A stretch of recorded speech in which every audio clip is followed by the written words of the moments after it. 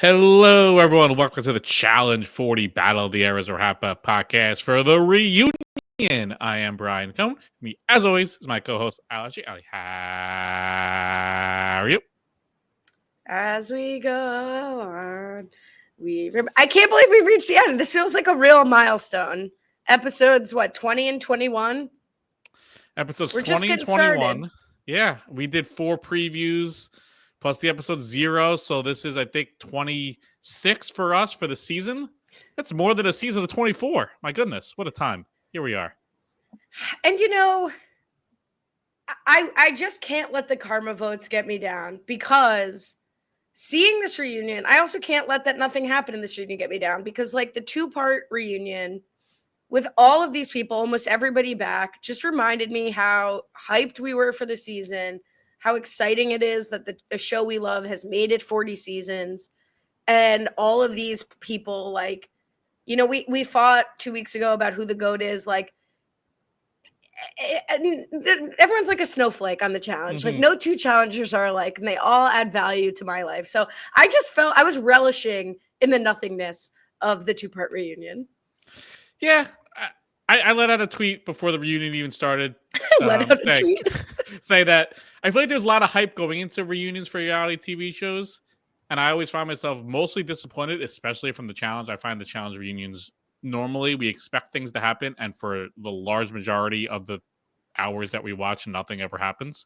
And I think that's just a product of the challenge itself, just from everyone having a podcast, everyone tweeting about things going along the way, people going on other people's podcasts. There's nothing left to discuss once we get here. So that it takes a special thing for there to be actually something to talk about. But a good tip for people at home, I did find watching them all at once better, not splitting it up, part 1 and part 2. I watched both part 1 and part 2 as a block before this. I find that to be a better way. So if you want to do that for next time for people watching at home, don't let them make a 2-part reunion when you can make it a 1-part reunion for yourself. I too took the 1-part approach. Yeah, I agree with that. I think though it's almost like rules and regulations in the challenge. Like at some point, fool me once, baiting me into an interesting reunion, not delivering, shame on you. Fool me 40 times, shame on me. Like I wasn't expecting anything out of this reunion. And therefore, it was not disappointing to not get anything. But we do have some old business that, they didn't cover the karma vote on the reunion, which is quite shocking. But the Facebook group was electric, to quote the Kelsey brothers, after the challenge finale. So let us talk about the karma vote once again before we hopefully lay it to bed forever. Not the conversation, but the karma vote on the show. So Stuart Klein said wanted to raise an additional point with the karma votes that didn't come up that I have to imagine worked against Michelle and for Rachel. I think a better name for this should have been the legacy vote because we lost 8 people in the first episode of the season who weren't around long enough to have interacted with everyone, to have had good or bad karma with them, but still got to rank them on the vote. And I pulled this because Stuart is not alone in thinking about this, but I think it's an excellent point that, like, people who were there for one day got to cast a huge percentage of the vote, and therefore it's, of course, not based on karma and advantages sort of legacy players versus newer players. And I think ultimately, like the way I was feeling about it with it, like rewarding Rachel, is it was sort of a retrospective look at season 40 and the value that people have had to like the 40 seasons. And this just kind of proves it. But yeah, I agree it was incorrectly named. And if the challenge is banking on saying, I told you it matters how you treat people, well, it actually really doesn't. It just matters what your reputation has been over the last X seasons. Yeah, it's a great point. That's absolutely what it more so should have been called. And I honestly think they wouldn't have had as much outrage if it was just called something like that, like the legacy impact. But yeah, I think hopefully this is something that the show recognized didn't go over well. And it's something that was just isolated for season 40, and they're not going to do this at a later date. But I guess it's hard to know that because they did something similar with like the Stars and an All-Star season. So I think they do like to have this like secret ballot voting which is wild because it obviously kind of stems from Survivor with the fire tokens, and that was a big flop. So it's amazing they looked at that and was like, oh, let's do that when that didn't work well. So that feels weird. But yeah, I think there's a lot of different ways they could have done the legacy karma vote and made it more fair. The idea that I was, spitballing in my head somehow was kind of off the same range of like a lot of the era one people want it early. I almost wish the karma vote was split in half, because I think one of the biggest problems I had with it was because it was worth 2 checkpoints, it was like a double dip in one shot. Like there was no way to like be good at one aspect of it and better at the other. So I almost wish if there was a way to split up, like the first half of the season was a karma vote, and that's how it got divvied up, and then the second half was another karma vote, and then it's like 2 checkpoints, but it's at least gives you a variety of people that are giving you the vote, and it's like more people in the game versus not. I don't know if that would have necessarily mattered, but I just, that was like the one thing I was like, oh, maybe they could have done it like that. No, that's interesting. And then Matthew Prisky talking about, the future impact, like whether they'll do it again. Not only that, but like what will the reaction players will how will this impact players' behavior in the future? Matthew says, not to mention it creates a likely false illusion for future seasons that everyone needs to be non-confrontational and buddy-buddy with the entire cast out of fear of this twist coming back. For a show that's already struggling mightily on the entertainment side due to casting and dominant alliances, drag them. I fear that karma points being such a massive factor in the end game, there will be a negative effect on the next couple seasons. Do you think there will be, classic law school jargon, a chilling effect on drama in the future? Not dissimilar to what Jordan accused like Derek and the Era One people of doing, of like being good for production. Will people have a vested interest in sucking up to even people they're not working with in case of a karma style twist? So first, is chilling a lawyer term? I thought that was just like slang for stuff. That's like a legality term, a chilling effect. That's amazing. Something having a chilling effect on it's not my area, but very law school. Okay. I don't think it'll impact, and I think it's I hope not, because I do think it's something that the show, you'll know if something like this is happening, right? Even if you don't know it's happening, like the cast knew people eliminated were staying behind to do something. So there was a hint that something like this could be going on. So if after the first elimination on season 41 and there's no, all right, you're going to stay back with me type thing, I think you can kind of disregard it. And I don't think it's going to impact how people treat people or do things. I think they're going to, I hope not. That feels kind of silly, the bank on that for one extra vote that might go your way. Yeah, I think honestly it's something already built into the challenge with respect to like people continuing to come back. So even if you're not working together for a season, you might be worried, like Tori says in the reunion, like I'm more worried about protecting my friends than I am even making it to the final. I think we already have that issue, so I don't think anyone's going to like really do any worse for the karma thing. And Ali from the law library, just to clarify, chilling effect is when a law is ambiguous such that it has like an unanticipated chilling effect on people's behavior. Like the karma law, it's like, well, this could happen again, so I better be on my best behavior and not do anything bad.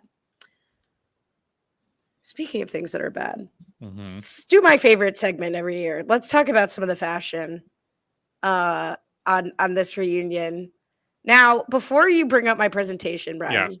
Looking forward to it. I just want to issue an apology to the audience. I don't want to read any comments about how janky this presentation is, because technology had a chilling effect on the quality of this presentation. Because while, yes, are the photos janky as hell because you can't take screenshots of YouTube TV for copyright reasons? Yeah, they're blurry screenshots. I took them on my phone on my dirty laptop.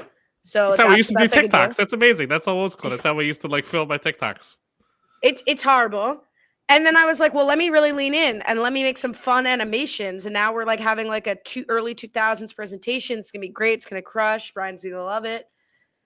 And I learned that putting my presentation, my beautifully expertly made presentation, into this technology here that brings us to you now, deletes all my animation, changes all my formatting. And Brian, please bring it up. It looks horrible. Now just know I will screenshot or more likely videotape with my phone the correct presentation and put it in the Facebook group. So join us for All Stars 5 and to see this in its full capacity. Mm-hmm. But I was unwilling to just let it go. So now I'm going to show you a bum version of it. But we've got to discuss the fashions. I figure we're on YouTube. Let's use it, baby. It's the RFR. Here's also one last opportunity to use this excellent graphic. Shout out to you and Tricky. Figured let's bring it back. So here's the reunion fashion report. Let's start era by era. So what would have happened is I would have been able to tell you that Aneesa is, I believe, my best dressed of the season. And then that crown would have dropped in. I'll stop telling you what would have happened, but just know it was great. That sounds fantastic. I think Aneesa was the best dressed. She was an absolute 10 out of 10 slay. For you watching, just listening to the podcast, she wore like a leotard with some lace over it. Honorable mention to Tina in this white tuxedo, who Derek's got to be upset in his mint kind of white suit when he sees Tina doing it better. Yeah. I like Rachel's power red suit vibe. Seems pretty good. So up in the corner, I have a where was CT, where was Katie, and where was Mark? And I think this is interesting to me because Maria Menounos mentions that CT did not show up. But where the heck was Mark? Like, that to me was the most surprising absence of the reunion. Yeah, that does feel odd. The only thing I can think of was, this feels silly, but there some like All-Stars production prep that he had to be a part of, but that feels weird that he would have to miss That's the insane. reunion for this. Like, that's the only thing I can think of. But other than that, it felt really weird that he was, because there was a lot of people there that did not need to be there. So if you're going to having people there that did not need to be there, you might as well have like the godfather of the show.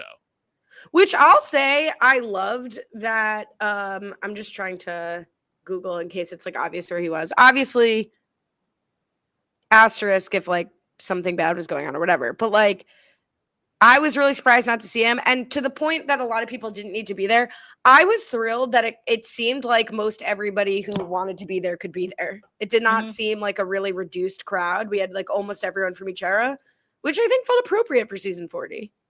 Yeah, I think though what I didn't realize as much going through the season, but was pretty obvious as we were going through the reunion. Of the 40 people, I know we cut 8 at the beginning, but it really felt like this was a season of like 7 or 8 people. That's where the storylines were all focused.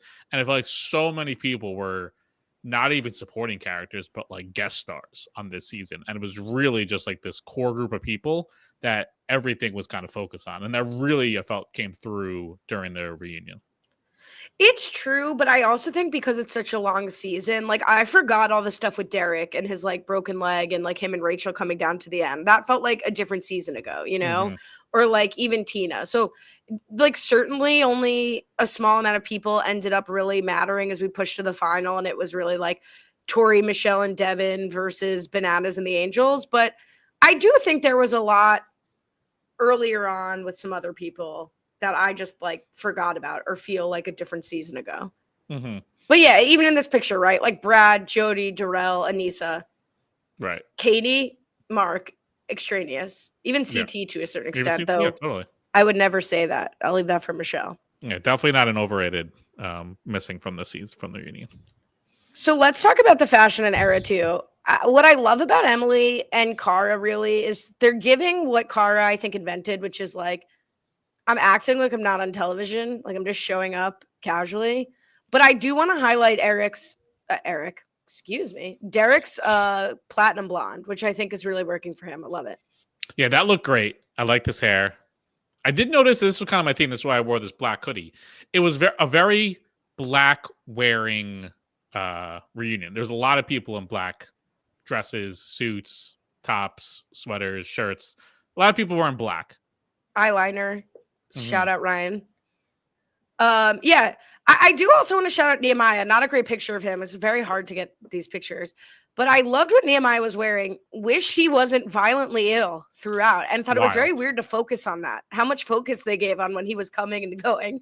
I kept waiting for the Chekhov's like payoff of this like puking that it was going to come out as what was going on.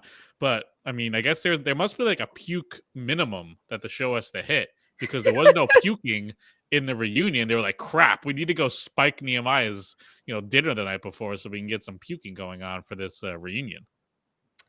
Brandon and Kellyanne to me feel like weren't invited. I don't know, like sort of not surprised of their attitude and not be there. I was not surprised that Brandon wasn't there. I was surprised Kellyanne wasn't there because she likes to skirmish with people. I could see her of doing the Tina route of getting involved in stuff that really had nothing to do with her and making some loud points just to be heard. That was surprising that Kellyanne didn't make an appearance. I feel like I'd be surprised if either of them turned it down, which makes me think maybe they weren't asked, but I don't know. So you think they? Yeah, I don't know. I feel like they asked everyone. To your earlier point, I feel like they did ask everyone, and it was up to them. Because if you're gonna have like 85%, you might as well just go all the way and see if you can get all 40 again.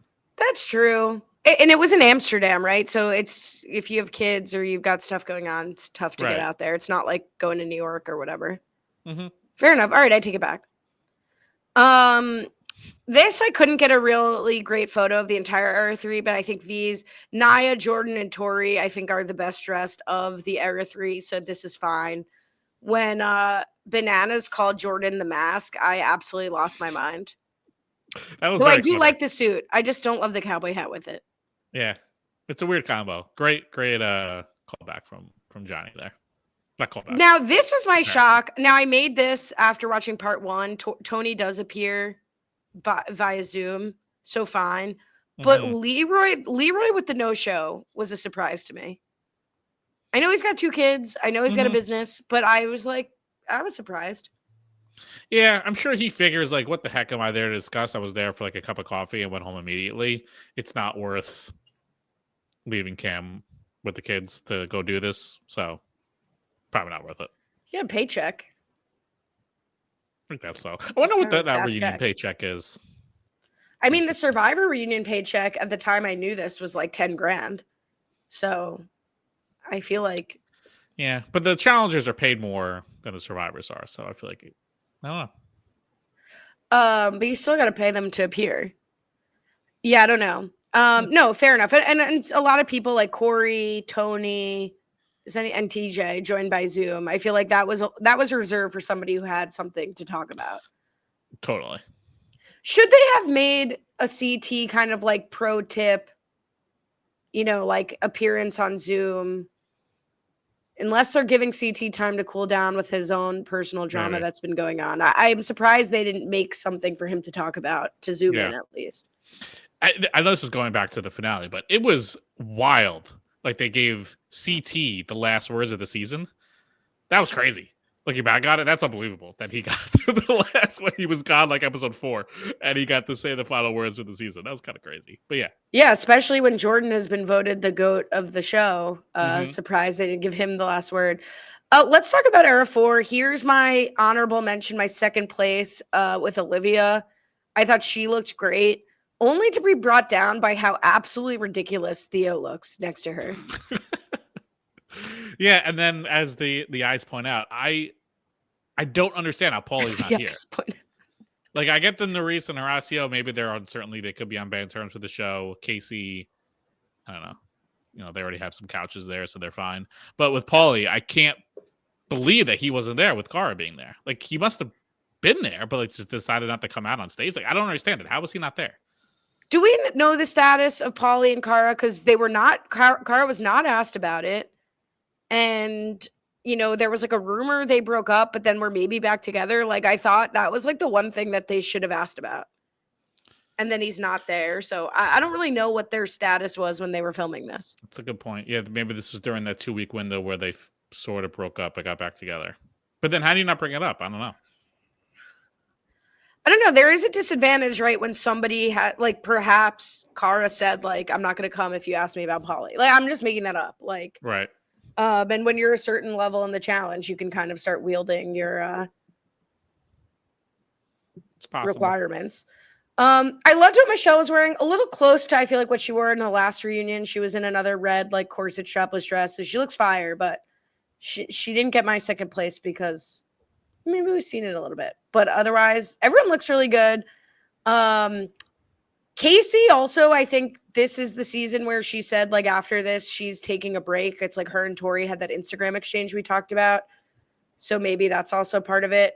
Now, in the real presentation, this was spinning and fading in because not to be outdone by anyone else. Here comes Amanda, fee fi fo brimstone, dressed in a sexy red leather devil outfit. What do you think of this, Brian? I think it's understated how much the challenge loves Amanda. Oh, I thought you meant the outfit was understated. No, I was like, I mean, okay. Amanda looks great, but I think people don't realize how much the show loves her. Like she got one of those challenge at home things, which I think people were surprised about. And then to hear she's there again for a cup of coffee, goes home immediately, and has an entire chair and dedicated entrance for herself. Amanda might be one of the challenge producers' like favorite people. Yeah, I will be honest. I didn't realize how much the challenge loved Amanda until this reunion because this is like unprecedented, I think, for like any reality show. This is like how they would treat like Tiffany New York Pollard on like some iconic show. Like, I also thought it was going to be a segment. Like, they introduce her almost immediately and she continues to reign on her devil throne the entire time. And multiple times they do like segments just asking her to weigh in on things that have nothing to do with her. Right. And I think she says it perfectly when she's like, I fit in better in era one. She really is. And we talked about it when we lost her early in the season. She's one of the last remaining people in the challenge family who's willing to be the heel, especially on the women's side, who's willing to be a mean girl, who's willing to be mean-spirited, who's willing to fight on Twitter and not worry about getting canceled for it. Like, I'm not even saying it qualitatively. Like, this is just a fact. So, of course, the challenge production loves her. Like, they need her. And I think, like, we got to see what she would have brought all season. And they were like, yeah, let's, like, get our money's worth out of her. It was a little ridiculous, I think, though. I'll say that. Like, I don't know that I needed, the devil's throne. Like, I don't know why she couldn't arrive with her era. Like, for me, it just felt a little overblown and too much. And then when they cut to her, I was like, we're forcing this a little. Like, if she's got an opinion, she'll scream about it. We don't need to, like, cut to her in a devil's chair and push her to be mean. She'll just be naturally mean. Yeah, it did feel a little bit like when you're watching a football game and you see the fans dressed up in like the crazy costumes for the game, and then you realize like they have to be in that outfit for 3 hours, 4 hours. They're there for the drive. They're there to drive home. And it's like, at what point is it no longer worth the squeeze of that outfit? It was amazing that she was just in that chair like the whole time, 7-8 hours. And it's not like at any point they're like, all right, Amanda, you can come and just like join the group with the rest of us. Like, it's crazy that she was there the entire time for the 7 or 8 hours, whatever it is to film. And like you said, there's like targeted segments for her more than anyone else. It's unbelievable how much of a focal point she's become. She's becoming like a cult hero more and more as she does worse and worse on the show, amazingly. And like, she hates Tori, but she should thank Tori, because if Tori and the Vacation Alliance and all these people didn't start like changing the gameplay to Friends Are Us, she would have less value. Like, but because she's become like the only, her stock rises no matter how she performs, to your point. Yeah. So that was the Fashion Minute. Congrats to Aneesa for winning my Best Dressed Award, which, based on how I dress on this podcast, though I'm not soliciting feedback, I'm sure it does not mean that much to her. But I was thrilled. Good for Aneesa. She kind of got a challenge win. Challenge adjacent. I don't know where we go from here. Like, anything? Do we want to just do things that jumped out at you? Do you want to take it beat by beat? I don't know if we need to do beat by beat, but like my first question coming into this is, should we try to like pick out the moments, or is there a moment that has any lasting impact on the show, like future seasons, future rivalries, future repair? Like, did anything change from this reunion? Yeah, well, it's a good question. Caitlin Glancy has a specific moment to Okay. ask you about. Do you think Michelle could be big braining it and creating a rivalry to be partnered with CT in the future? So Michelle gets asked who's the most overrated challenger, and she inexplicably says CT, which goes over like a lead balloon. Nobody's on her side. And later, Maria tells Daddy TJ on her, and he's aghast. So, do you think that will have any implications, or more realistically, was that a purposeful on Michelle's part? I definitely don't think it's purposeful because based off her reaction to everyone's reaction, she was like, "Oh crap, what did I just do?" And this just felt more of a Michelle goof type thing, kind of playing off the Josh vibes of the goof of just saying a truly preposterous thing. Where I think in her mind, she did try to explain it. She just has no like her knowledge of the challenge is her experience of the challenge and only what she's on the show seeing. So like for season 40, I think she was trying to explain that CT went out early. And then in her other season that she played with CT, she went out early. So she didn't get to see him go on to win. So it's obviously a ludicrous statement. But if you have so limited knowledge of the show and all you hear about is this guy CT being like the greatest ever, and in like your lived experience on the show watching him, you don't see it. I can understand why she would say that. It's crazy to say. I couldn't believe Devin didn't try to like let her off the hook before she even answered and just be like, just say me, to try to give her an out, which also is not necessarily a wrong answer, but that would have given her a way to avoid, putting her foot in her mouth. Well, someone shouted out Jay, which was hilarious. I don't know That would who also be gave good. that as a suggestion, but to me, the easiest answer is to just shoot across at Bananas and be like, because they have their shit and whatever. Sure. I also don't think the answers to any of these questions would really matter. Like Josh gets asked, who would you throw in, Rachel or Tori? He says Tori, and Tori's like, yeah, fair. Like these answers don't have real consequences, so it doesn't really matter. You could say anyone there, and you all would laugh about it. I think the problem is CT not being there. It's Right. like he's going to get tagged in clips and then be like, wait, do we have a problem, or ignore, whatever. Yeah, I think my biggest issue, I had the same read as you, is like Michelle just is not a fan of the show. Yeah. And there's nothing wrong with not being a fan of the show. And in fact, it's probably better television to have certainly a mix of people like Kylan and people like Michelle who are there because they just are good reality television. I don't want you to say it to me as the audience member, right? Like, I think she had to say it because she stepped in it and had to be like, well, I didn't watch past my own episode. I've complained about this before. It's not just Michelle. I don't think it's cool or interesting when people on the show are like, well, I obviously don't watch. Like, I don't know what really happened. It happens on like the Southern Charm reunions, like this is part of your job. Pretend you like the show. So I just It thought should be that wasn't illegal. like, I'll go a step further. I think if you openly admit, if you're on a reunion stage and you openly admit to have not watching the season, like you should go to jail. Not just kicked out the show. Go to jail. Like we're investing our time and money watching these shows. You're a character on the show. You have to be like that's like not reading the scripts as like part of an actor. You have to be part of it. do you think though that that'll have a chilling effect of people just not showing up at the reunion at all because they'll be afraid of going to jail? Another perfect example of what the chilling Put him in the white collar crimes where the situation was, and like the McFarlane guy who did the whatever the Orange Fair Festival that went horrible. They go to that jail, but that's it. Like you have to watch the show. I'm obsessed with the orange because Fire Festival, but it had like an orange logo. Iconic. Yeah, so like it didn't bother me that she said CT. It bothered me that the rationale is like, well, what am I, a loser? I don't watch the show. Right. Like, okay, well, egg on my face. Here I sit. I haven't been on one episode and I've watched all these freaking seasons. How about that? Watched it for 30 years. What does that make me? Yeah. Elderly.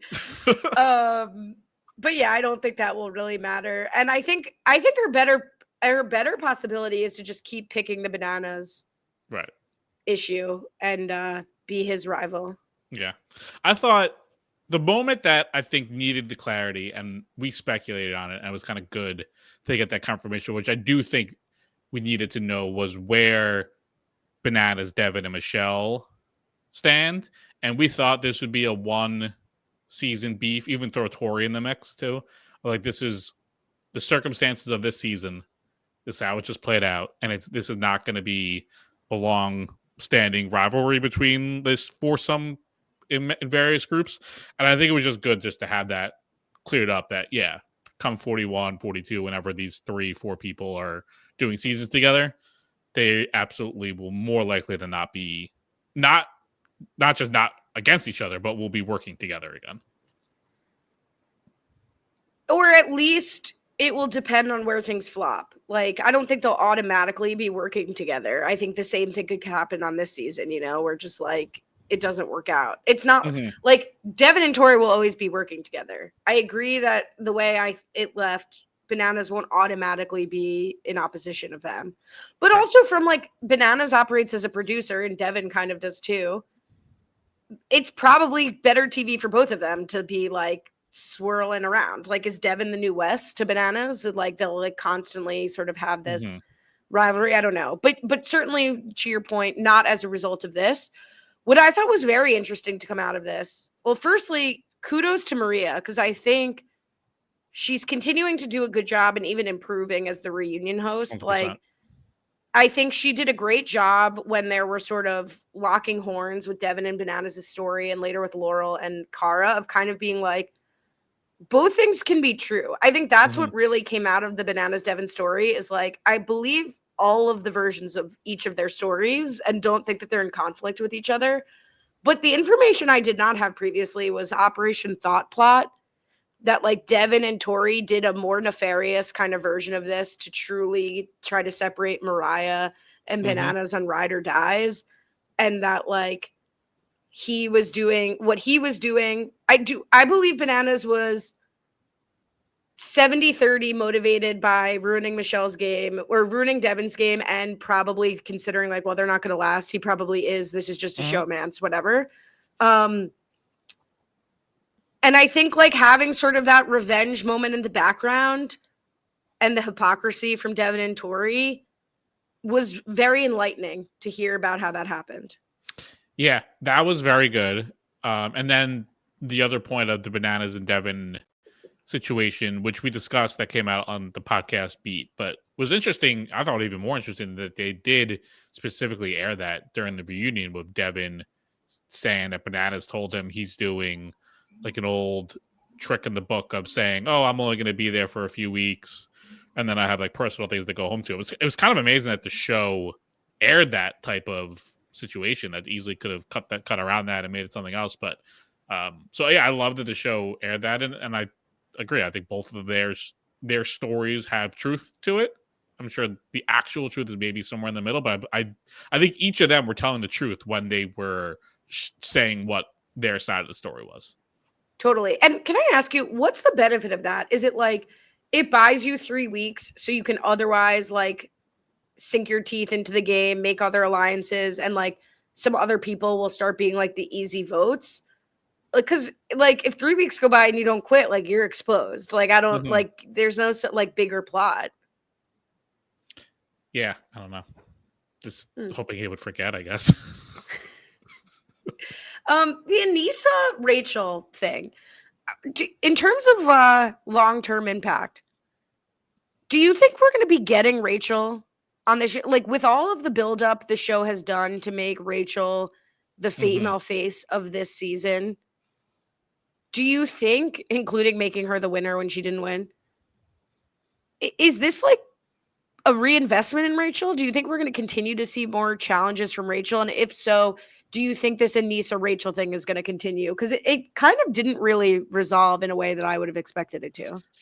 Yeah, I didn't expect it to have legs, but it seems like Aneesa's still pretty pissed. I don't know where, like in a new season, Aneesa has options sometimes. So if she's coming in like with her full Vacation Alliance army and has numbers, I could see a scenario where she's trying to exact a little bit of revenge on Rachel. I mean, they kind of end it in a little more friendlier way where she was just like, well, I was pissed, but I kind of just wanted them just to like say I'm sorry and like laugh about it. But I feel like behind that there was still some animosity that Aneesa had for Rachel, and I think fairly justifiably. Like it is kind of shitty that Rachel kicked the can to CT in that moment, especially so early on of one of her closest people in the house of, throwing Aneesa to the curb. So I thought she was very justified in being angry. And I don't know if she really wanted to get too far down the road and like burn a partnership with Rachel. But I do think on another season, this could be something that pops up if they're on it together. Yeah, I think it completely makes sense why Aneesa was upset. And I was just kind of surprised how hostile Rachel remained. Like Rachel was really doubling down. She was just like, everyone wanted you gone. Like you're selfish that you'd want me to like ruin my game and the team for you. And like not at all acknowledging. I feel like Aneesa really just wanted her to say like, your friendship over the last 20 years and our prior relationship matters to me. And I'm sorry I didn't put that first. She could have just said that, Yeah. Like I made a sort of I made a selfish decision and I did it for the era and I did it for myself and I didn't put you first and I'm sorry. Like I think Aneesa just wanted to be seen. And Rachel was just like, not ask anyone. All of the men would have been mad. I didn't even care. Like, sorry. Like, I don't have relationships. Like, she just kind of invalidated what Aneesa said, I thought. And that was a little surprising to me. Yeah, I thought Rachel kind of like a similar tone. Again, she's kind of hit this drama on the podcast beat right after the finale, but the concept of with her and Jenny of it all, saying like I don't feel as bad because I didn't take it from Jenny. I would have felt bad if I jumped her from first, and it just so completely disregards Michelle. Like you took second place from Michelle. Like yes, the money is not as drastic if you would have taken first from Jenny, but it's still taking it from her. And like there was no acknowledgement of like I know the karma points didn't go away, but Michelle's like a good person and like her karma, like that's not right. Like she's like still like a good like it felt like she just was completely disregarding her also was only thinking about her and Jenny just because they were working together and just completely tossed aside Michelle's feelings at all. 100%. And one thing that pissed me off, and perhaps we transition to the Cara Laurel resolution, but Laurel, both in that moment, gives Michelle like a pep talk, and pretty much throughout, she's like, "It's okay to cry, Michelle." Like she's so far up Michelle's butt, and it just seems so fake. Like Laurel's performance in this reunion only made, in terms of long-term effects, only made me like her even less. Yeah, which is amazing because it was already pretty low to begin with. So. And it was pretty interesting when they're like, "We're gonna check in with Cara and Laurel." 6 minutes to the end of the first reunion part. So it was pretty buried and limited. But essentially it leaves off in like what I think is a very realistic place from Cara of just like, I don't want the little sister narrative anymore. Like we're not sisters, we're not friends. Mm-hmm. Stop playing that clip of us hugging from 100 years ago. And I'm going to continue to come on the show. I won't be scared of her and I'm going to foster the other friendships I have. Laurel, on the other hand, is like, I don't think I'd do another season with her. Bullshit. Okay, don't. Like, okay, don't. Yeah, I think the Cara portion of this. I just got too bad. Let me. No. Ooh. Please. The Cara portion, I thought she was basically her segment was speaking directly to the producers of saying like, this is what this had nothing like. She wasn't speaking to anyone on the show. She was speaking to Maria. She was like to producers. I will always do the show. I love the show. I thank you for asking me back. I'm not going anywhere. You could whatever you want to do with Laurel is fine. But I'm like, you no longer asking me confessionals like about the sisterhood and if I better not see those clips again. Like that's directly to the editors and the producers when they tee up like season 41 or 42 when they're back on it together. There's no more of that montage. There's no more of that. Like we're forging our own path. We could be rivals. That's fine. We'll probably butt heads, but like we're not like we're starting something fresh here. Like it has to be. So I appreciate that from Cara. That felt very real of like, I need a new narrative on this show. Like stop with this. I was going to say exactly that with respect to the realness. Like Cara to me was like a real adult navigating a complex situation. Mm-hmm. Guaranteed 100% of the time someone says, I wish you healing, peace, well, that person is not resolved. Like that person is for like Laurel was still on her drama. Laurel was still like feeding into the narrative and just being like, I wish you peace and healing. Like you're unwell. Like I just thought this performance from Laurel, not only with Cara, but throughout was like someone who is still very much on edge. Even later when she makes fun of someone caring for being eliminated from the challenge, like, oh, sorry, you were eliminated from a game from the challenge. Like, again, it's like Michelle not watching. Like, it's cool to care if you're eliminated from the show. Like, this is a show you're supposed to care about being on.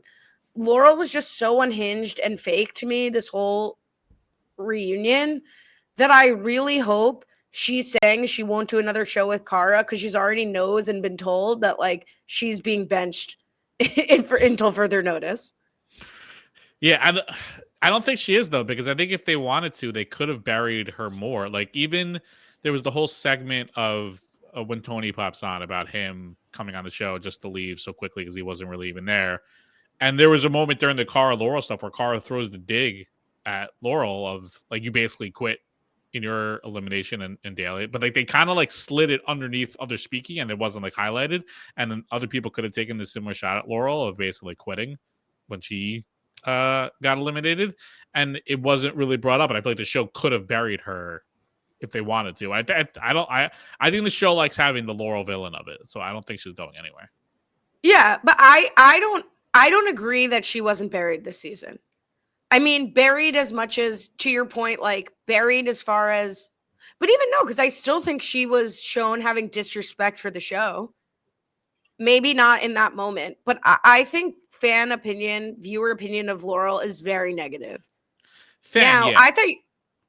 I thought you were gonna say they could have buried her by like airing what is allegedly that she said about Cara that really started that fight, which they don't get into. But I think that was more out of probably A, respect for Cara, and B, like entertainment. Like people don't want to see like mental harassment. I wasn't there some chilling legality of the whole fight anyway. But yeah, so Caitlin Glancy said, what are the chances we have to see Laurel again anytime soon? She's so insufferable and immature and not in bananas, immature way. She's unwatchable. I agree with you that this isn't everybody's opinion, and maybe production still thinks like Amanda, she's like a necessary thing. She is not necessary to me on the show. Like Amanda, necessary at this point. Laurel, unnecessary. Yeah, but I think the chances we see her in the foreseeable future are very high. I think if not 41, 42, like she'll be like, if she's not on a 41, it's because like she can't be for whatever reason. Like I'd be stunned if she wasn't getting a call. Well, oh, okay, so she was on Ride or Dies because it was like a while between her being on like Real Seasons. It's not but like I think that was like I think that was her, right? Because she was like doing like veterinary school and stuff like that. So I think that was more her than the show. Well, we had a lot of interesting conversations about who gets calls. Mm-hmm. Do you believe that Rachel has gotten calls for? Oh, I just knocked my headphone out. Every single season of the challenge proper. I like don't believe that. I mean, maybe an interest call. Yeah, but I don't think they would have wanted to trot her out just willy nilly in the last 5 seasons. Yeah, it just depends. Yeah, like what type of call it is. I like how certainty like the call was. Like I don't know like the process of the challenge calls. I assume like there's like an interest call and like a follow up and like an actually call. So maybe from her, she never gave them interest. So maybe they just called her out of, respect, just to always give her the option. I don't know. It's a lot of seasons that like she hasn't been on, so it would be kind of tough that she would got called for every single one. But I also wouldn't be surprised that if she was called for most of them. And again, it's like, well, an availability call, an interest call, like they're probably calling 20 times the people they actually need, and totally. Whatever. But that was a little ugly from Jordan, like attacking the Era One people, and especially someone like Derek K, who's done a lot. A lot of people could say like Derek walked so Jordan could marathon run, like Derek was, I always credit Derek with being one of the first people to like buckle down and focus on the athleticism and the competition of the show and not just the partying. And I think Derek has a lot of credit is owed to Derek for, again, just like the scrappy, athletic person getting that respect, and also like what he's done with Challenge Mania, right? In terms of like keeping people relevant and in the conversation and fan engagement. So I thought Jordan to come for like Jody and Derek, with again no respect for like the All Stars franchise, which they've both been on very frequently, was like a very ugly punching down moment from Jordan. Yeah, that was kind of real with Portland Jordan peeking out from behind the curtain that we haven't really seen in a while. It was weird. I think it was weird, as you mentioned, like to call out Derek specifically, because maybe he hasn't always been on seasons, but he's very much front and center in Challenge World, like you said, with his podcast. Like he's very much building other people up. So that was, I think Derek caught a stray. Just so he was happened to be the one speaking, and then Jordan fired back directly at him. I don't think he was. Derek jumped in. Derek responded to his general accusation. Yeah, but so still, I don't think the general accusation is applicable. Yeah. And also, it would make sense that they would bring people out of the woodwork for season 40. Like, that would make sense. Like, that's what this season was about, was celebrating the eras, celebrating people from all the way back through the first part of the history of the show. So, of all the seasons, it would make sense that people would come back after 10 plus years to be back. It's also like Brad, Jody, Derek, CT, Aneesa, Tina, like really only Rachel in era 1 was somebody we haven't seen in a long time in some form. So it also just was like a wild Mark, obviously like made All Stars happen. So I also think Jordan, talking about having to come and be on your best behavior so you get called back, you know better than anyone what it's like to be on bad behavior and stop getting calls. Yeah. So why are you throwing, like, those in glass cowboy houses shouldn't be throwing stones? Yeah, I mean, he claimed he always get the call, but I think there was a stretch where he wasn't allowed to get the call. So I don't know. Like, he had to beg his way back. He had to like launch a PR campaign with Nia to like get back on the show. So like it was very bizarre. Also hypocritical when Jordan was he dogging Josh for throwing or Tony for throwing himself into elimination? It was like, you invented that move. I was waiting for Johnny to be like, Jordan, do you remember doing that? And it's fine. He can then be like, yeah, and I was an idiot, and that's why you don't do it. But it was wild. He was able just to fire off that insult to Tony with no one jumping down his throat about it. So the difference, and let's talk about Tony. So that was like a big expose in part 2 of like, did Tony intentionally leave? And like you said, that was covered in Exit Press, including with you, pretty well covered. But what is so frustrating about the Tony move is like, or confusing to me, is he does a Brad Culpepper, like 5 into 6 is 11 or whatever. He's like, 2's more than 4.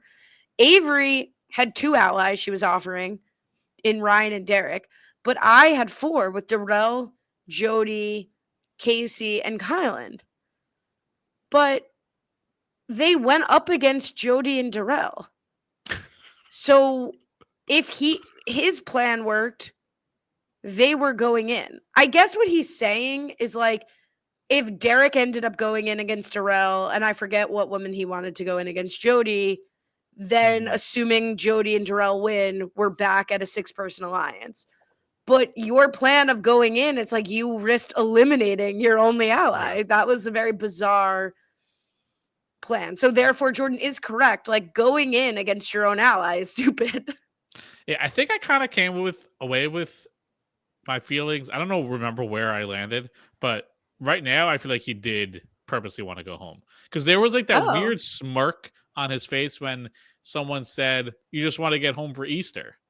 And he had like a smile, like, yeah, I kind of did just want to get home for Easter. I don't know. Like, I think I might have just shifted from that one little quick smile, but it did feel like that was his intention. Like, or maybe a little bit of both. It's like, if this blows up, at least I go home for Easter, or it's like an iconic move and I look cool. I think he had like I have no fear of death type situation going on.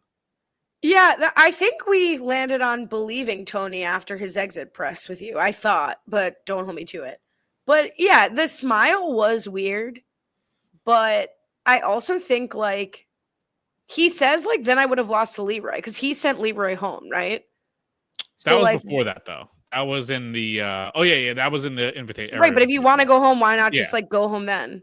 Right. Like you take Leroy out for fun and then you go home. Like Right. how much more money do you think he got for staying the next week? Like, but in any event, I thought if Amanda's the one peddling the rumor that he told her he wanted to leave, that was so unfair because I could see 100 times out of 100 parents having a conversation with each other of like, look, we'd love to stay, but win-win because we either stay or we go Right. home to our family. I feel like John A said that too. Like I stay or I go home to my husband. Like people have said that before. And that's a fair attitude to have. Like I could be here or I could be somewhere better, especially with the conditions Jordan says allegedly they were under. So like that to me was not dispositive.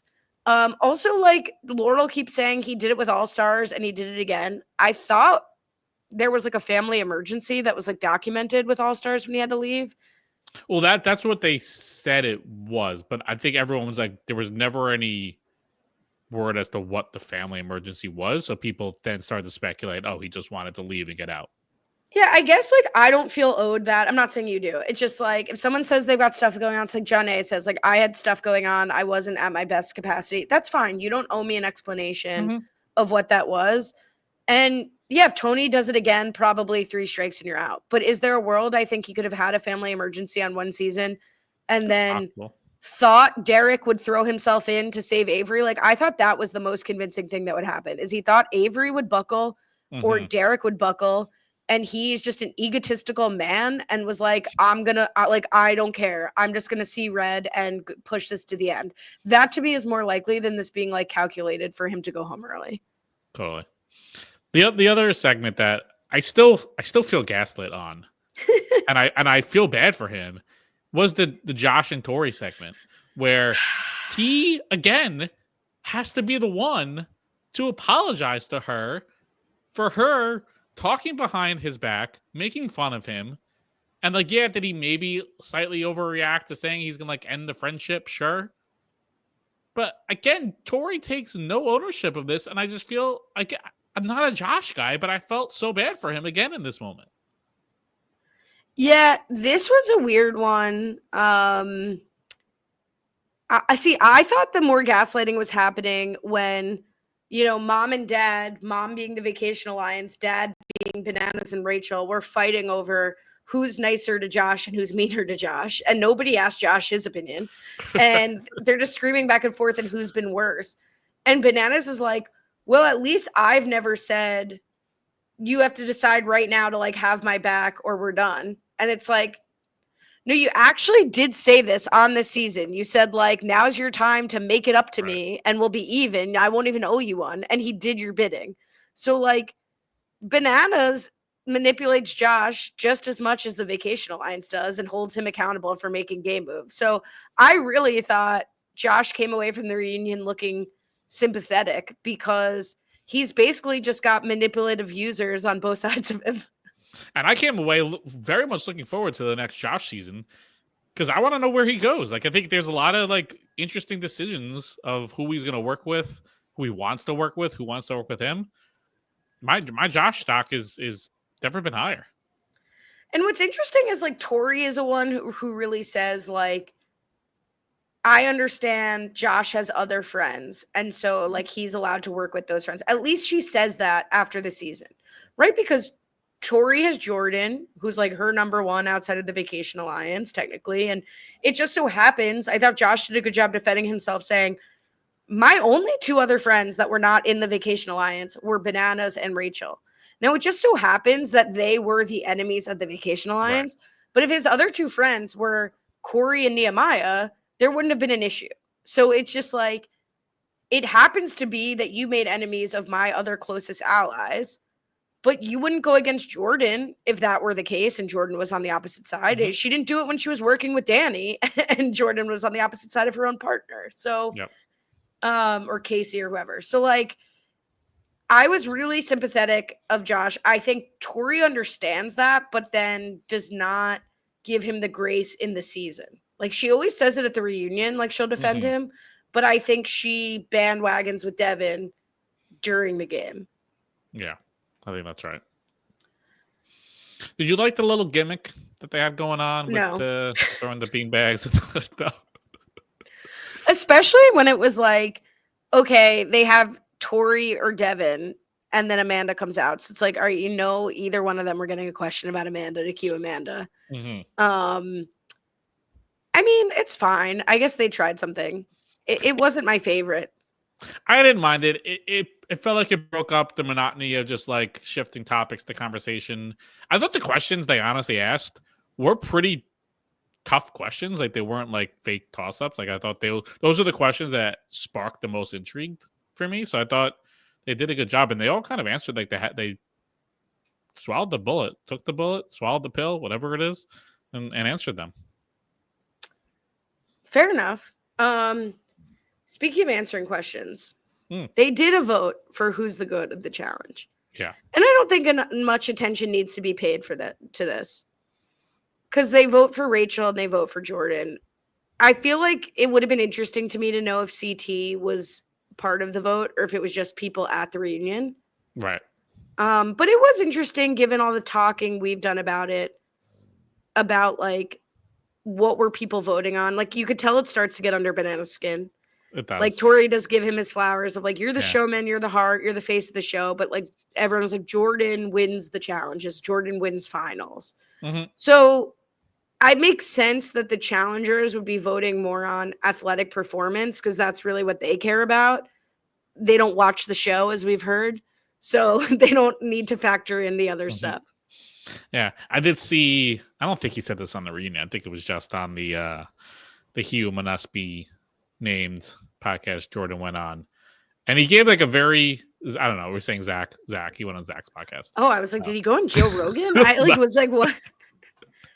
But he gave like a very good explanation that I think he stole some points from our ChatGPT argument of what exactly does like the GOAT mean, and he landed on that he felt Johnny was the GOAT because of like what, like he did it first. He built this world. He's like the ultimate challenger. So look, I don't know. I think he believes it. And I think Tori believes it when she's saying it to him, but it also doesn't hurt their cause of giving him accolades as well. Totally. And we didn't do enough conversation, and it's for another day, about who's like the female challenge GOAT. Mm-hmm.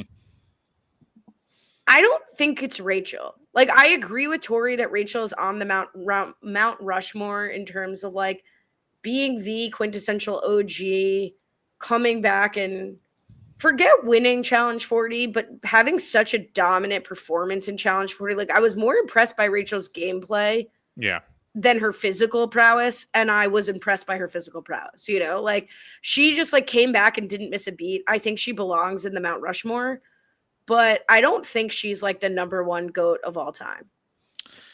Yeah, the women's conversation is very different because for the men, like between now with Jordan popping up, but even before that with Bananas and CT, like they won so much, and for women there hasn't been someone winning a lot. Like even like Cara's only won like a couple times, like Laurel's won a couple times also, but like taking a lot of stretches off. Like she has only done like as many seasons, I think, at this point as like Jordan, amazingly, even though she started so much earlier. And then like Rachel's taking time off. Like Evelyn would be in the conversation, but she hasn't been on in like 15 years. So there's not like that clear answer. I think maybe things maybe now will develop with how much some of these stronger women are maybe back in the fold. Like if Rachel, Cara, and Laurel are all doing seasons together for the next 5 years, like maybe one of them will really emerge. But yeah, there's not as much of a clear answer as to that. Yeah, I think for me, I mean, not for me, it's also harder. It just is, and it shouldn't be, right? Like women have things that take them away from doing long stretches of reality television more frequently than men do, just on the whole. We see a lot of people become moms and then stop coming on the show just over the years, and it affects men too, but to a lesser degree.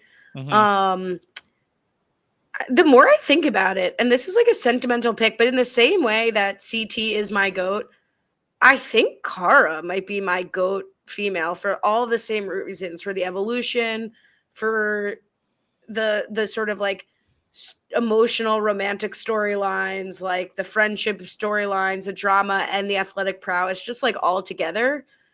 And I think it's probably too soon to call, but I think Tori is going to be able to surpass her in the next 5 years in that conversation. And then yes, of course, like Evelyn, Rachel, Laura, like all of these like athletic powerhouses. But in the same way that I've had to let go of Landon, I feel like I let go of Evelyn, and like it's been too long.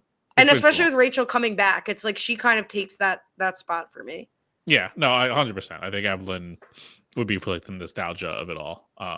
But yeah, I think if you want to say Cara, I think if you want to say Laurel, I think if you want to say Rachel, I might disagree, but I can't say you're wrong in that regard. And I think, yeah, like 5 years down the road, you might be able to say Tori. All right. Let's talk about the veganism debate that was started by Amanda's tweet. That was crazy. That basically, for anyone who didn't watch, like, she's basically jockeying for the challenge to not accommodate vegans or anyone with dietary restrictions, and that they should have to eat gross food too, on the basis that rats are not a part of anyone's diet. So they're technically restricted from everyone's diet in the normal course. Should they have zoomed in Fessel for this part of the debate? That actually was one of my thoughts. I feel like for challenge reunions, because some of these things extend outside of even just the people on this season, I feel like they should zoom in people that weren't even on the season sometimes. I think Fessel should have been zoomed in for this part of the debate. But isn't Fessel's issue that came on Big Brother because he got the ham, like he had to eat like vegan ham? I don't even think that was a challenge issue. No, there was definitely, because when he was doing the final with he chose not Casey, to. Yes. But sorry. I don't think they got to it. I think Casey's knee exploded by the time they even got to the food, so it didn't necessarily matter at the time. But yeah, no, that was definitely a part of it. I thought he purposely didn't eat it and was like, I'm not eating if we're going to get disqualified anyway. That's right. Yeah, she had blown out her knee, and then they got to the food thing, and he's like, well, I may have sacrificed my religious principles if I had a chance of winning, but Casey can't even walk, so I'm not going to like do this now when I know we have no shot anymore. I'm on the record of saying this with all reality TV. I don't need to see a kosher person eat pork or a Muslim person eat pork or a vegan eat meat to enjoy myself. And I think they disposed of it pretty well. Like when Josh is screaming, like, I'd rather eat a rat than eat some of like the vegan shakes we've had to drink in the past. I'm also fine to get rid of gross food. I don't agree with Amanda that people want to see puke. So like, I couldn't disagree with Amanda more on this, but I respect that she's willing to just attack everyone. Yeah, look, she has a strong opinion, and she's going to go down swinging with it. I disagree with it completely. Yeah, I don't think we need it. I think it could all just be liquefied drinks. That is fine. Like, the point of the gross food is not specifically to eat the rat. It's to make them eat something that causes distress and throw up. It doesn't necessarily need to be that. So, you know, who cares? Yep. One thing that was weird is the preview for All Stars 5 was just Leroy and Devin. Like, they were like, Aneesa and Devin brought a preview, and Aneesa's like not in it at all. Well, she also wasn't in it when they did. I felt so bad because they showed like when they did that Vacation Alliance package. They left her in black and white. No, again, yeah, they did the photo of her in black and white. Like, they couldn't just I get it, at the time she was eliminated from the season, but now it's a retrospective. You put her in color. Come on. Kristen Camara wants to know, is it a good or bad thing they didn't discuss the karma votes? And more specifically, I think like they didn't discuss Laurel giving Bananas 1 point, which surprised me. Yeah, I couldn't believe I thought, I mean, this is silly of me. I thought maybe we would get like an exact point total for the karma vote when we got to the reunion. That was, what am I thinking here? But I thought there would have been more of a discussion as to who gave what numbers, what the thought process was. Do they regret the numbers? Like, I would have loved to see, for people that maybe gave Michelle a low score, turn to them and be like, do you regret your vote for Michelle, knowing what it did to her? I don't know, anything that would have, I get for the guys because it didn't matter in the final results, but there were some things there to chew on.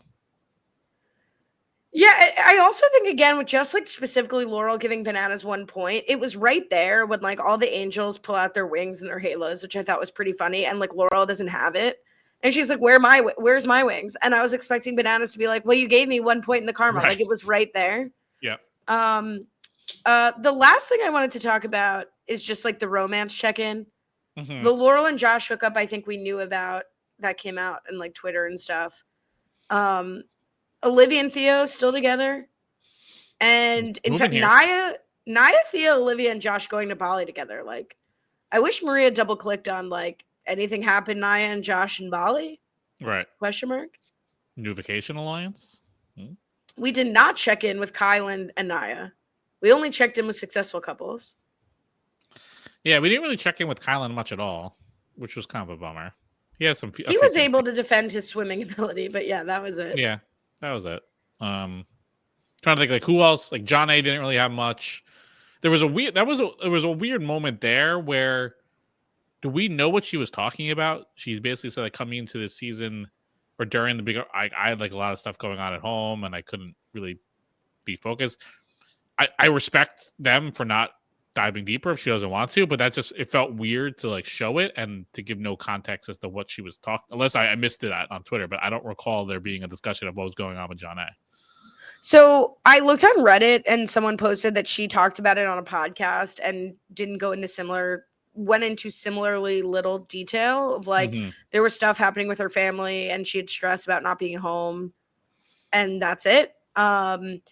Yeah, I totally believe that her mind was elsewhere. I also think it's probably John A takes it pretty hard that she underperformed and wears that like 2-time challenge champion in All-Stars. This is my chance to come into the regular franchise again and show I still have it. And then being Flaptina, especially if she feels like she wasn't able to bring her best. So I'm glad she got to, say that. She got to fix TJ's phone, so she's got that was crazy. There were a lot of weird moments that I don't understand why they weren't cut. The Nehemiah puking was weird. Even this, like, it was a funny moment, but it's wild to have that on the actual reunion. I don't know, some weird choices there. Yeah, they did a flashback to earlier in the reunion with the CTA Michelle thing, which I don't think they've ever done before, which is very funny. And we could leave it on love. Michelle and Devin still together, going strong. Weird to ask if like Devin's gonna get married to her. But what is very funny is like Devin's known for like, oh, no relationships in the challenge house, I guess. But he, to me, is more known for screaming "Never give up on love" on his season on Are You the One. Thing. So yeah, that was this the is huge thing. Never give up on love. More appropriate. We have Kyle McCarty came through with the drinking game for the final, so we can get the numbers on that. So we really missed like everything on the thing. The only thing that he counted, he gave one horrific mistake. Tori missing the counting of coins by like 1,000, even though she took her time. So he did count for that, and then a lot of different flashbacks in season. He counted 23 of them. Oh, geez. But amazingly, none of the other final drinking games hit 0. That's perfect. Which is funny because actually, if you carried over a drinking game into the reunion, the Challenge Medic team didn't appear in the final, but they appeared at the reunion, which I feel like is like a TEDx on like the hit. It's like amazingly, you don't get it at the final, but you get it there. Like, that's a huge 10-to-1 shot that, people should cash in on. That's hysterical and perfect. All right. So that's it. Nothing else. I mean, we'll be back next week for All Stars 5, which we've not discussed at all. I know we don't want to get into it. We've already done an hour and 10 minutes on the reunion. Let's just save it for the premiere. Look, we have no off season. Normally, we've even had a week of an off season. We can do a preview, but there's no rest for the wicked here. We're sliding right into the next season. So, and it's on MTV. If people haven't realized that, All Stars is on MTV, not Paramount Plus. So you don't need to subscribe. Same time slot. Keep doing what we've all been doing for the last 6 months. Wednesdays at 8. So we got that going for us. Giving a little plug, just like because I haven't really, plugged into any of the All Stars 5 stuff. I like to keep it one season at a time. Very exciting cast. We've got the Rivals format back. That's exciting. It is weird that Maria only, I think, shouted out Aneesa and Devin because Janae is also on this season. And it was giving vibes of back in the day of Survivor, right when they would lead up to a returnee season, and like you would have the one or two people from that season before it were on, and it's like, ooh, Russell, maybe we'll see you on the island again one day. And he's, cut to him being on 20. Like it was it's you don't, because they don't typically do that with like the next season starting right away. So it was like fun to have that moment. Yeah, but Jonna's there, and they omitted her. Yeah. The one thing I will say is like I am absolutely shocked that Ashley Mitchell is coming back. Yeah, especially especially because as they point out, not the I like Avery. I'm happy she was on there, but they gave Amanda the segment of saying like I don't know why Avery's here, especially when Ashley should be, and then she's on like the next available season of the challenge. It's odd. It's certainly it's an odd choice. It's also like, and again, I'm not saying what should happen, but I kind of thought if you get canceled off the show now, a la D, like you're just done, versus back in the day when they used to like make excuses for people and bring them back. Right. And for Ashley to be someone like canceled from the show in the modern era and be brought back. Is she the first person to be sort of like canceled in the new era of the challenge standards and brought back? I mean, like sort of Jordan, right? Or is that? Yeah, possibly. So it is curious to see how this is handled. Obviously, like Josh being the aggrieved party, that like Jordan kind of returned with his aggrieved party and Naya. Mm-hmm. Josh still has good relationships and participates, so presumably, like, maybe this was sort of like processed via him. I don't know. Mm-hmm. I just am surprised. I kind of thought we wouldn't see her again. Yeah, and again, I think people will be more lenient of, all right, if they're making the exception, if people are like, I don't want to see Ashley again, she doesn't deserve to be back, but they're making the exception for like season 40. It's like, all right, maybe I can like squint and understand it, but now they're just bringing her back randomly for like All Stars rivals. It's like, if you're gonna do that, just put her on season 40. Like, make it make more sense. Or like Emily, I guess, being brought back now. Yeah, I don't know. I don't know what I'd like there to just be a policy. Like, I'd like to understand, like, how much homophobia equates to years off. Like, let's get let's. I draw the line at I can excuse animal cruelty. What was it? I can excuse racism, but I draw the line at animal cruelty. Is that the line? I screwed it up Who again. said that? I know I quoted this exact thing like on our final podcast, and I screwed it up also. Who said it? It's from Community. Can't help you. I messed up the quote twice. It's not great. Well, you've got another season instantly and another opportunity because we'll be back. No rest for the weary. I think, do we know if they're hour episodes? I know All Stars is normally an hour, but MTV is big on the hour and a half. Let's do a live check. What is my DVR show? I don't know. Curious. Let's be surprised next week. All right, let's be surprised. I won't even check. So we'll be back next week for All Stars 5 Rivals. I think it's just Rivals, right? They're not giving it a number. It's just All Stars 5 Rivals. You can follow me on Twitter, _. Amazingly, I didn't think I'd be able to say this in like the 2-week gap between the final and reunion. You can follow me on TikTok, Challenge Wrap-Ups, still there. Blue Sky, Brian Cohen. I don't know, Cohen Brian, just Cohen Brian. That's How is Blue Sky? How you doing on Blue Sky? I think I might be done. Okay. You can't follow me anywhere, but join us in the Facebook group. Best actions happening in the Facebook group. Challenge RHAP up Facebook. We'll let you in. Check out New Girl Old Guy. We're jonesing for our 3rd time in a row. Ooh. We've had 2 new episodes out in the last 2 weeks. Slay. And I don't know if I'm allowed to say this, but the only time I'll ever tell you that maybe you want to listen to RHAP this week. What a tease. Is, I guess, this week. What a tease. Although it's Thursday, I still have plenty of time to cancel. So maybe listen. Check the description before you listen.